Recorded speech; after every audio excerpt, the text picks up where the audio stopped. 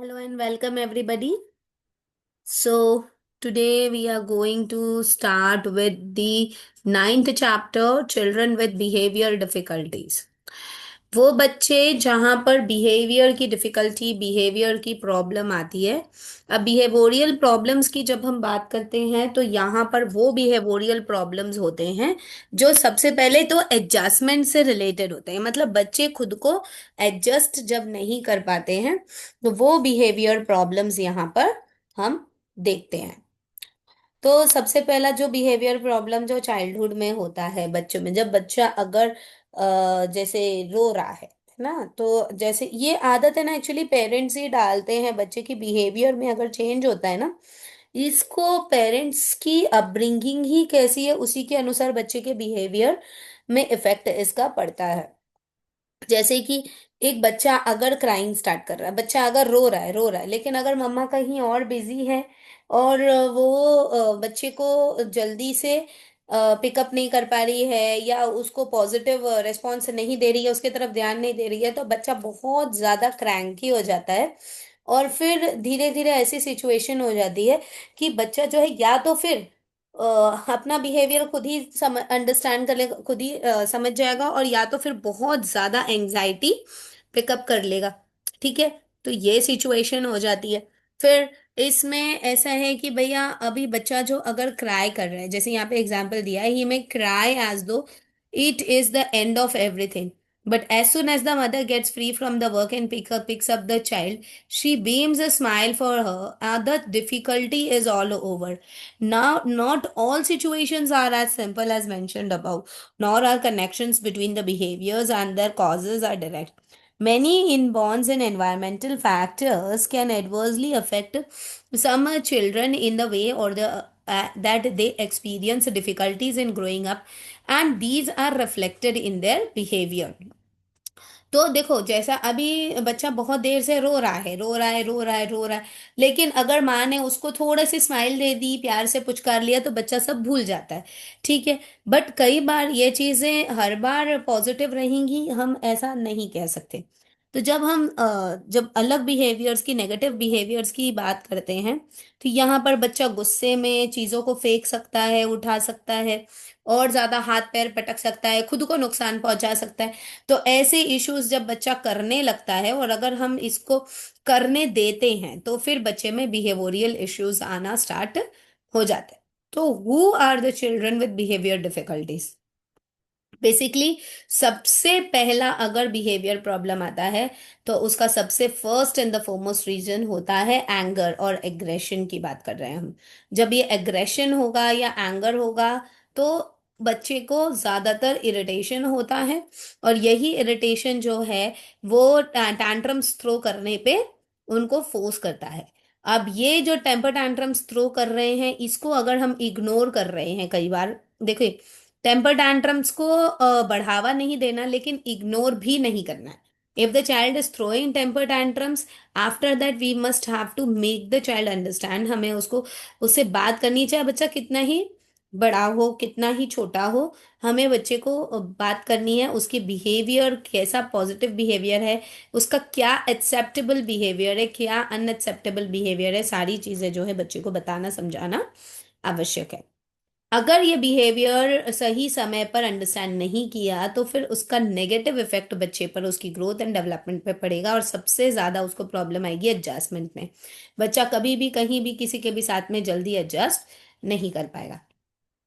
सो जो हमारे behavioural difficulties हैं, ये कब और कैसे बिहेवियरल डिफिकल्टीज आ जाती हैं? ये आती हैं यूजुअली मंथ्स में, जब बच्चे को जब बच्चा महीनों का होता है, महीनों का मतलब साल भर के अंदर का, उस समय एक्चुअली बच्चे को मैक्सिमम टाइम देना जरूरी है। अब वही टाइम होता है जहाँ पे बच्चा टेम्पर टैंट्रम्स थ्रो करेगा, हेड बैंगिंग करेगा, मतलब अपना सर फोड़ना शुरू कर देता है बच्चा। ठीक है, और फिर बेड वेटिंग रिएक्शंस, कभी कभी बच्चे शुशु कर देते हैं, और फिर उसके बाद में फीडिंग में वो कट कर लेते हैं मदर के निपल्स को। तो इस तरीके की इरिटेशन और एग्रेसिवनेस जो है बच्चा करना स्टार्ट कर देता है, तो यहाँ से बिहेवियरल प्रॉब्लम्स जो है वो स्टार्ट होती हैं। बिहेवियरल प्रॉब्लम्स के सबसे इम्पोर्टेंट कॉजेस क्या हैं? सबसे पहला तो चाइल्ड डेवलपमेंट के जो कॉजेस है, जैसे आप बच्चे को अपब्रिंगिंग कर रहे हैं वैसा बिहेवियरल प्रॉब्लम, मतलब जैसे बच्चे को ढालोगे वैसा बच्चा ढलता जाएगा। तो एक तो ये चीज पे ध्यान रखना है। दूसरा, एनवायरमेंट फैक्टर्स। एनवायरमेंट फैक्टर्स वो फैक्टर्स हैं जहां पर आसपास जो लोग हैं वो कैसे हैं, किस प्रकार से हैं और कैसे बच्चे की बिहेवियर और या उसकी अपब्रिंगिंग कर रहे हैं। ठीक है, तो ये ज्यादा इंपॉर्टेंट है। Next, developmental changes. बच्चे के अंदर जो डेवलपमेंटल चेंजेस हैं वो कैसे हैं और किस प्रकार के हैं। बेसिकली हम ये समझेंगे कि there are 4 stages of development, है ना।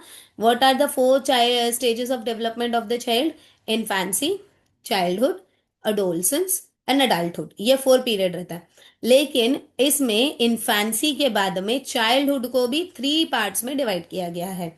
Early childhood, middle childhood and later childhood. ठीक है। अडोलसेंस और एडल्टहुड अभी हम नहीं फोकस कर रहे हैं, हमारा मेन फोकस होता है इन्फेंसी, चाइल्डहुड।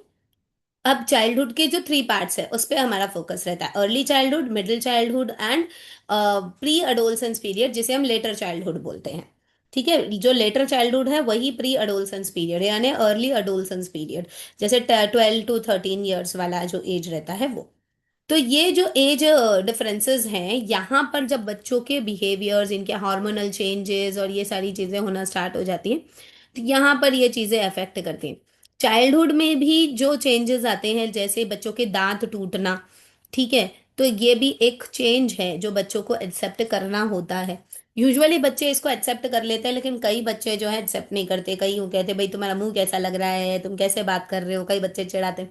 कुछ बच्चे उसको पॉजिटिव वे में लेते हैं, कुछ बच्चे नेगेटिव वे में लेते हैं। तो ऐसे कर करके आसपास के एनवायरनमेंट के लोगों का, जो केयर गिवर्स, फ्रेंड्स, रिलेटिव्स, इनका जो बिहेवियर है ना, ये कई बार बच्चे के नेगेटिव बिहेवियर के लिए जिम्मेदार ठहराते होते हैं। तो एनवायरमेंटल फैक्टर्स जो रहते हैं वो वही रहेंगे। The child's family has a tremendous influence on her behaviour and personality. बच्चे की जो फैमिली होती है ये बहुत ही अच्छा बिहेवियर देती है इनकी पर्सनालिटी और फैमिली में। चाइल्ड रेयरिंग प्रैक्टिसेस जो होती हैं ये बहुत ज़्यादा इंपॉर्टेंट है।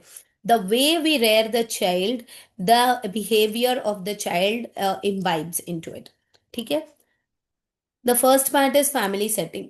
जब फैमिली सेटिंग की जब हम बात करते हैं तो ये फैमिली सेटिंग वैसी सेटिंग है जहां पर बच्चे की पूरी पर्सनालिटी बच्चे के बिहेवियर से रिफ्लेक्ट करती है। जब हम बच्चे के बिहेवियर और उसकी पर्सनालिटी की बात कर रहे हैं तो यहाँ पर बच्चे की अपब्रिंगिंग एक मेजर रोल प्ले करती है।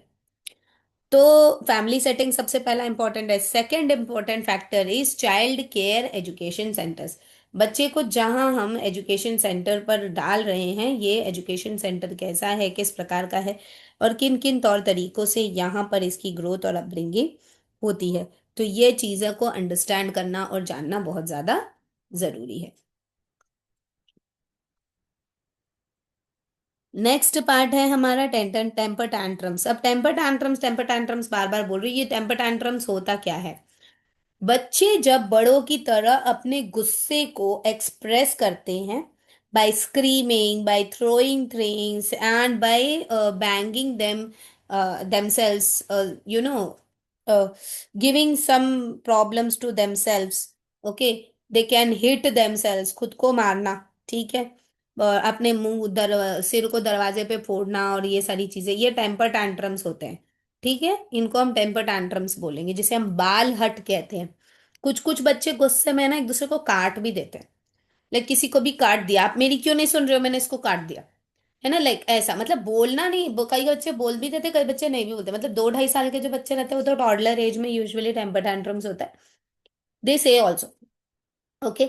बट कुछ बच्चे बोलेंगे नहीं, वो सीधा इफेक्ट करेंगे। लाइक तो ये जो टेम्पर टैंट्रम्स है ना, इसको जब हम बढ़ावा देते हैं, बढ़ावा इन अ सेंस कि मतलब अगर बच्चा कर रहा है तो हमने और गुस्सा किया, मतलब अगर मान के चलो बच्चे ने किसी को काट दिया, हमने उस बच्चे को और ज्यादा डांट दिया कि भाई तुमने क्यों काटा, अब भाई गलती तो मैंने थी, भाई आपने नहीं सुना वो जो बोल रहा था। ऐसा काम ही क्यों करो जिस बात से उसको ऐसा फील हो या उसे गुस्सा आए या वो चीज वो करना चाहता है। Like for example, if usually आजकल के बच्चे टेम्पर टैंट्रम्स थ्रो करते हैं मोबाइल फोन के लिए। ठीक है ना। तो अब फोन उसको चाहिए, है ना। अब आपको पता है कि फोन बच्चे को चाहिए देखने के लिए, और फोन आप देना नहीं चाहते हो।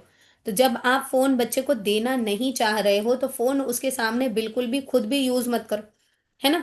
लेकिन अगर आप खुद यूज कर रहे हो और बच्चा मांग रहा है तब आप नहीं दे रहे हो, तो उसको भी गुस्सा आता है कि भैया खुद तो ये कर रहे हैं, हमें करनी, बिकॉज बच्चे को इतना समझ में नहीं आ रहा है।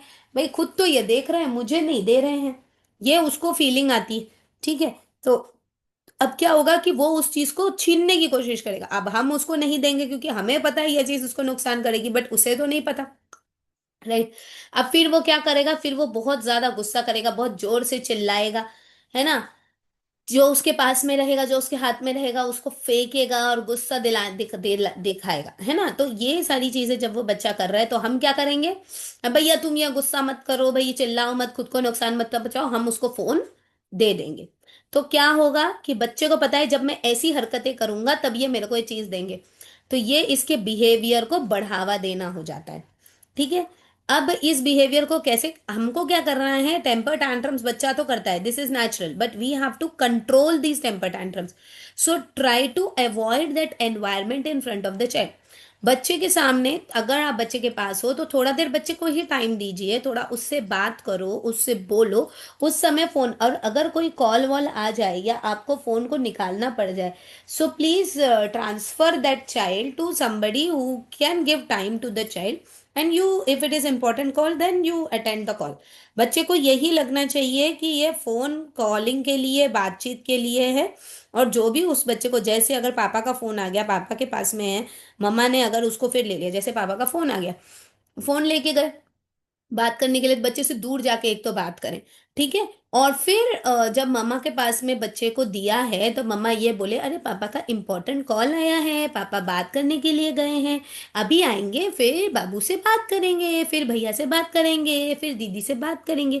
इस प्रकार से बच्चे से प्यार से बात करें और बच्चे को समझाएं, बच्चे को इम्पोर्टेंट समझ में आए कि वो जो चीज़ है वो बड़ों की इम्पोर्टेंट चीज़ है, वो बच्चों की खेलने की नहीं है। इस प्रकार से बच्चे से बार बार बात कर करके उसको समझाएंगे तो उसके जो बिहेवियर है उसमें चेंज आना स्टार्ट हो जाएगा। उसको फिर दूसरा चीज पकड़ाएं, उसको खिलौना दूसरा पकड़ाएं ताकि वो उसमें एंगेज हो जाए, उसमें ऑक्यूपाई हो जाए। ठीक है। अगर वही वही चीज हम, कुछ पेरेंट्स की, कुछ लोगों की आदत होती है, और घर में कई बार कुछ ऐसे लोग भी होते हैं जो बार बार उसको प्रेरित करते हैं वो काम करने के लिए। तो जब ऐसा कुछ होए तो उन चीजों को रोकना चाहिए, तभी ये बच्चों के बिहेवियर्स जो होते हैं ना, ये बिगड़ते हैं। अब यूजुअली पेरेंट्स का ये कहना होता है, भाई दादी नानी ये लोग जो होते हैं बच्चों को बिगाड़ देते हैं लाड़ प्यार में, ये वो। We can not say that कि दादी नानी ने बिगाड़ा है या जो भी कुछ है। अब वो हर फैमिली का अलग अलग नेचर या इंटेंशन होता है, क्योंकि वो ही अपने बच्चों को अपब्रिंग करते हैं, बट ये है कि डिफरेंसेस होते हैं, जनरेशन गैप होता है। तो आज के जनरेशन के लोग ये कहते हैं कि भैया दादी ने बिगाड़ दिया, मैं तो ऐसा नहीं करती, नानी ने बिगाड़ दिया, मैं तो ऐसा नहीं करती। But actually there is a generation gap. उनके जमाने में इतनी चीजें नहीं थी, तो वो उन चीजों को नहीं समझते थे, और उनको ये फीलिंग आती थी जो हमारे बच्चों को नहीं मिला तो हमारे बच्चे के बच्चों को मिले। वो उस चीज को नहीं समझ पा रहे हैं। दूसरे कुछ पढ़े हुए होते हैं, कुछ नहीं पढ़े हुए होते हैं, तो इस लेवल को, इस अंडरस्टैंडिंग को वो अच्छे से समझ नहीं पाते हैं। तो वो एनवायरमेंटल एस्पेक्ट्स रहता है, but many a times we are not able to say, ठीक है, किसी को बिगाड़ दिया, किसी को रख दिया, इस तरीके की बातें फैमिली में होती रहती है। बच्चा वो सारी चीजें सुन रहा होता है, तो बाद में ये चीज अफेक्ट करती है। तो इसीलिए फैमिली के हर एक मेंबर को उस चीज को समझना है। अगर दादी नानी की तरफ से बच्चा टेम्पर टैंट्रम थ्रो करके अपने बिहेवियर को चेंज कर रहा है तो उन्हें चेंज करना है अपने आप को। और अगर पेरेंट्स के थ्रू हो रहा है तो पेरेंट्स को भी अपने आप को चेंज करना है, और बच्चे के बिहेवियर में चेंजेस आ रहा है उसको जल्दी से नोटिस करके अपने बिहेवियर्स को अंडरस्टैंड करना है। अभी एन्यूरासिस, एन्यूरासिस होता है बेड वेटिंग। अब बेड वेटिंग जो होता है, यहाँ पर बच्चा जो है, ये क्या होता है, कभी डर के मारे, कभी घबराहट के मारे, या कुछ भी ऐसी चीज हो गई जिसके वजह से उसे कोई चीज समझ नहीं आ रही है, यूजुअली घबराहट में बच्चा जो है बेड वेटिंग कर देता है, और ये यूजुअली ये चलता है 6 से 8 साल तक के उम्र के बच्चों में। ठीक है। इसको हम कहते हैं एन्यूरेसिस। अगर आप लोगों ने वो सीरियल देखा होगा ना, उस समय कोविड टाइम पे बहुत अच्छा वो सीरियल चलता था। उसमें एक्चुअली लड़कियों की बहुत सी चीज़ों के बारे में बताया है। बचपन में विवाह हो जाता है, बाल विवाह, एक मतलब बड़े के साथ में। बॉन्दिता नाम था वो लड़की का। क्या नाम है वो सीरियल का? बालिका वधू। बालिका वधू ही था, नहीं, कुछ ऐसे ही कुछ सीरियल था, बंगाली फैमिली के बारे में था।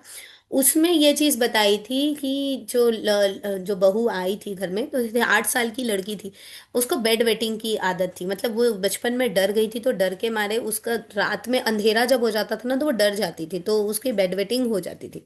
उसे खुद ही समझ नहीं आता था actually, this is the problem, enuresis.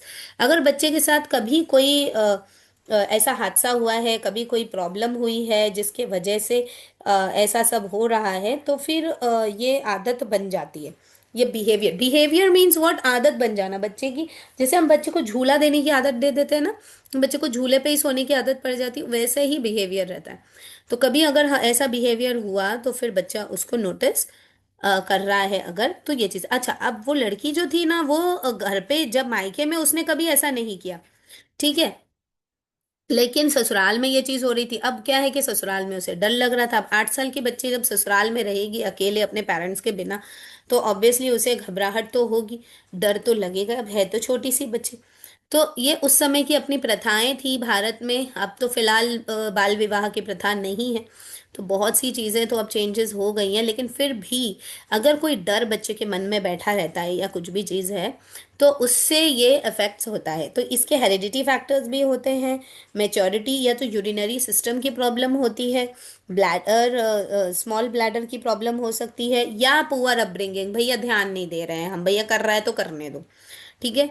आजकल ये सबसे ज्यादा क्यों टिक रहा है? क्योंकि जब वर्किंग पेरेंट्स होने के वजह से बच्चा यूजुअली कंटिन्यू डायपर में रहने के वजह से वो टॉयलेट ट्रेंड नहीं होता बच्चा। If the child is not properly toilet trend, तब भी ये प्रॉब्लम बड़े एज तक होती है, बिकॉज बच्चे को पता ही नहीं होता, उसको आदत होती है उसी में सुसु करने की। तो उसको बोलना आता ही नहीं है कि भैया सुसु आई तो मुझे बोलने जाना है, मुझे बताना है कि मुझे जाना है उधर पे। तो ये उसको आदत ही नहीं डालेंगे तो बच्चा बोलेगा कैसे?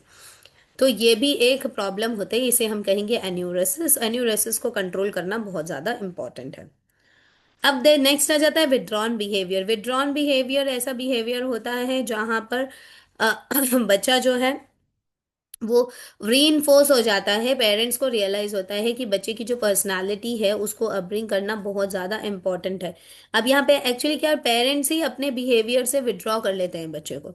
मतलब it may be any type of child, like कभी कभी ऐसा होता है कि there may be to attraction between the husband wife, लेकिन उस बच्चे के जन्म के बाद में शायद वाइफ की अगर डेथ हो गई हो, यूजुअली ऐसा होता है, तो many fathers do not accept the child. तो ये बच्चा विड्रॉन बिहेवियर के तरह रहता है, ठीक है ना। अब ये बच्चे को कोई ध्यान नहीं दे रहा है, ठीक है, बच्चे को जैसा वो अपब्रिंगिंग हो रही है वैसा, तो कई बार ये बच्चा डरा हुआ सहमा हुआ सा भी रहता है, और कई बार ये बच्चा जो है बहुत ज़्यादा एक्सट्रोवर्ट हो जाता है, बहुत एंगर में आ जाता है, ठीक है। तो जब वो एंगर में आ जाएगा तो उसका एग्रेसिव बिहेवियर आएगा, जो कि नेक्स्ट पार्ट है हमारा। लेकिन विड्रॉन बिहेवियर वाला जो बच्चा होता है, यहाँ पर वो जो बच्चा रहता है ये लेस encouraged होता है, और इसको समझ में नहीं आता क्या चीज़ होनी चाहिए क्या चीज़ नहीं होनी चाहिए।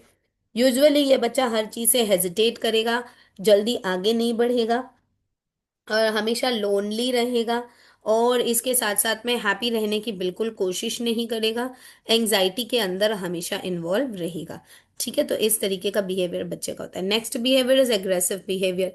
एग्रेसिव बिहेवियर टोटल उसका अपोजिट है। यहाँ पर बच्चा बुली करता है बहुत ज्यादा, ठीक है, दादागिरी, बुली मीन्स दादागिरी करना, ठीक है, गुस्सा, झगड़ा, है ना, हर किसी के साथ में फाइट करना, उसको जो चीज चाहिए मतलब चाहिए, बहुत ज्यादा एग्रेसिव और बुली नेचर होता है ऐसे बच्चों का।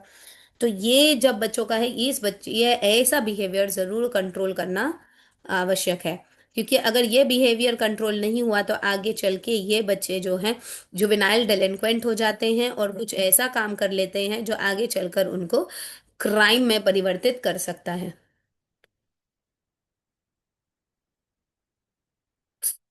ओके, अब हो गया ये हमारा बच्चों का जो एग्रेसिव बिहेवियर है इसको समझना। इसके यहाँ पे पॉइंट्स दिए गए हैं, आप उसको देख लीजिए। अगर बच्चे का बिहेवियर एग्रेसिव हुआ है तो उसको कंट्रोल कैसे करना है? सबसे पहले तो फिजिकल टॉर्चर और पूरा बहुत ज़्यादा डिसिप्लिन बच्चे के अंदर नहीं रखना है तुरंत ही, या तो फिर शुरू से कंट्रोल करो। अगर शुरू से नहीं हो रहा है तो आप बहुत ज़्यादा अगर डिसिप्लिन करेंगे और बहुत ज़्यादा फिजिकल टॉर्चर करेंगे तो फिर बच्चा और ज़्यादा एग्रेसिव हो सकता है। और फिर उसको हम शेम जो है वो महसूस होने की प्रयास करेंगे, भाई तुम्हें शर्म आनी चाहिए और ये सारी चीज़ें हैं, ऐसा नहीं करना है। बच्चे को लॉक कर दें एक रूम में और ये सारी चीज़ें करें तो फिर हो सकता है कि बच्चा खुद को भी नुकसान पहुंचा सके। तो ये वाले जो एग्रेसिव बिहेवियर है इसमें ये वाली चीज़ें तो बिल्कुल भी नहीं करनी है। ठीक है ना? नेक्स्ट है स्टीलिंग। ये एक सिंपल सी आदत है। एक्चुअली बच्चे को पता नहीं होता है कि मैं स्टीलिंग कर रहा हूँ, मैं चोरी कर रहा हूँ, बच्चे को पता नहीं होता, लेकिन वो हो जाती है। एक्चुअली बच्चे को सामने वाले की चीज पसंद आती है, बट किसी से पूछे बगैर कोई भी चीज उठाना उसे हम चोरी कहते हैं। तो अगर उसने उठा लिया और फिर उसको वो चीज़ पसंद आ गई तो अब उसकी आदत पड़ जाती है। बच्चा घर पे बोलेगा नहीं कि मुझे ये चीज़ चाहिए या मुझे ये दिला दो। उसको भाई उसकी चीज़ पसंद आ गई, उसने उठा लिया ना। मतलब नॉर्मली हर तरीके के बच्चे ये चीज़ करते हैं, किसी भी क्लास के हो, कितने ही अच्छे हम कहते हैं हम अच्छे संस्कार दे रहे हैं, हमारा बच्चा ऐसा नहीं कर सकता, but it is a childish nature, it happens. अब ये स्टीलिंग, भाई अगर हम हमारे हिंदू मैथोलॉजी की बात भी करते हैं तो भैया कृष्ण भगवान को भी माखन चोर कहा जाता है, भैया वो भी माखन चोरी कर करके खाते थे। तो ये है ना, बच्चों के नेचर में ही होता है। जिस जब कोई चीज़ अच्छी लगती है तो हमने उसको ले लिया। हमें ये नहीं पता होता है बचपन में कि हमें इसको पूछ के लेना है, लाइक। तो वो चीज़ है ना स्टीलिंग। तो हमें बस बच्चों को नॉलेज देना है, अवेयरनेस देनी है कि दिस इज स्टीलिंग, इसको हम चोरी करना कहते हैं और ये चीज़ जो है हमें नहीं करनी चाहिए। तो इस प्रकार का हम बच्चे को नॉलेज और ये सारी चीज़ें जो हैं वो देंगे, तब जाकर ये बिहेवियर में चेंजेस आ जाएगा। वो पूछना स्टार्ट कर देगा कि भाई मुझे ये चीज़ लेना है या नहीं लेना। Next is hyper activity.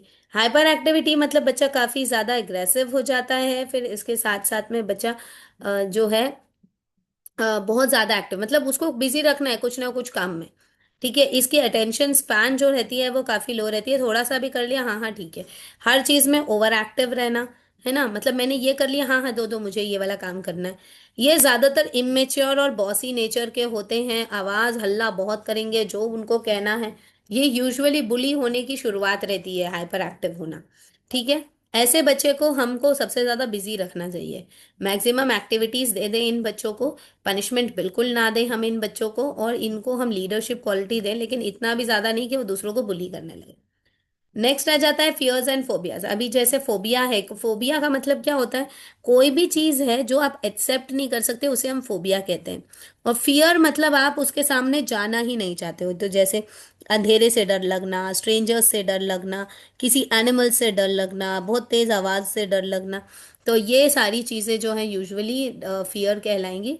Phobia का मतलब होता है, फोबिया वो है जो बच्चों के अंदर डराया जाता है, क्रिएट किया जाता है। जैसे हम लोग ये नहीं बोलते, अरे ज्यादा रहोगे बाहर जाओगे बाबा आ जाएगा, बाबा लेके चला जाएगा। तो वो बाबा का फोबिया तो भारत में मैक्सिमम 90% बच्चों का अंदर भारत में बाबा का फोबिया रहता है।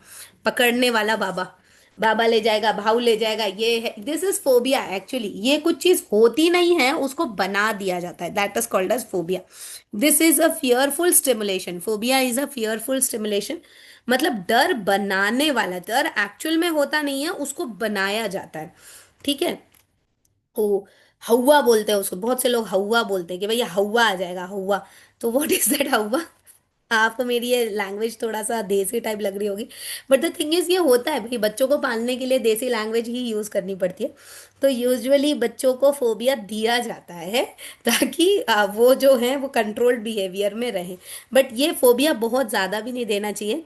अगर हम ये फोबिया देते हैं तो आगे चल के ये फियर में कन्वर्ट हो जाता है। ठीक है। Next is autism. Autism is a behaviour issue, is a behaviour problem. ये नेचुरल भी होता है और ये बाद में अचानक से भी आ जाता है। सो ये जो है यहाँ पर जो प्रॉब्लम है, हाँ, ये प्रॉब्लम ऐसा होता है कि बच्चा अपने आप को अंडरस्टैंड करने की कोशिश करता है बट वो समझ नहीं पाता है। यहाँ पर एक सुमित और हरपाल नाम के एक बच्चे का ऑटिज्म का एग्जाम्पल दिया है, आप उसको रीड करना चाहें तो रीड कर सकते हैं। सो इतना वो नहीं है, आप इसमें जनरल बिहेवियर्स भी लिख दें, कोई दिक्कत वाली बात नहीं है। So here we have completed this chapter. So यहाँ पर देखिए ऑटिज्म के बारे में दिया। What is autism? Autism is a neuro developmental disorder characterised by impaired social interaction, verbal and non-verbal communication and restricted and repetitive behavior। मतलब यहाँ पे क्या होता है, न्यूरो डेवलपमेंटल डिसऑर्डर, मतलब जो हमारा नर्वस सिस्टम होता है उसका डिसऑर्डर रहता है, और ये एक इम्पेयर्ड सोशल इंटरैक्शन होता है। यहाँ पे जो सोशल इंटरैक्शन रहता है वो प्रॉपर नहीं रहता, अच्छे से पैरिंग नहीं बनती किसी के साथ में, अच्छे से वर्बल नॉन वर्बल कम्युनिकेशन अच्छे से नहीं होता, एक ही बिहेवियर को बार बार रिपीट किया जाता है। तो ये सारी चीज़ें जो होती है वो उसके डेवलपमेंटल माइलस्टोन्स को अपने प्रॉपर टाइम पे अचीव नहीं कर पाता है। ठीक है। यूजुअली ये जेनेटिक फैक्टर्स के थ्रू होता है, बट एनवायरमेंटल फैक्टर्स भी इस पे अफेक्ट करते हैं। Infections during pregnancy, use of alcoholism और कंजम्पशन ऑफ ड्रग्स, ये सारी चीज़ें जब प्रेगनेंसी के दौरान होती हैं तो बच्चा ऑटिस्टिक होता है। मतलब ब्रेन में प्रॉपर ग्रोथ या डेवलपमेंट ना होने के कारण बच्चा ऑटिस्टिक होता है। ठीक है।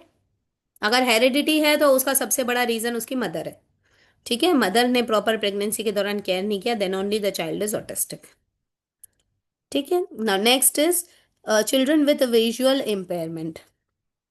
तो ये चीज़ें हम कल देखेंगे, चिल्ड्रन विद विजुअल इम्पेयरमेंट। अब भैया मार्च का महीना आ गया है और ये हमारा कौन सा पेपर चल रहा है? लास्ट ही पेपर चल रहा है क्या हमारा? This is services and program, और एक और है मार्च, 1 मार्च से, आप 1 अप्रैल से आप लोगों का एग्जाम है। ठीक है, मार्च का महीना पूरा है हमारे पास में, so we have to cover up with the syllabus as well as the revision as well. चलो जल्द से जल्द करेंगे। So let me put in your attendance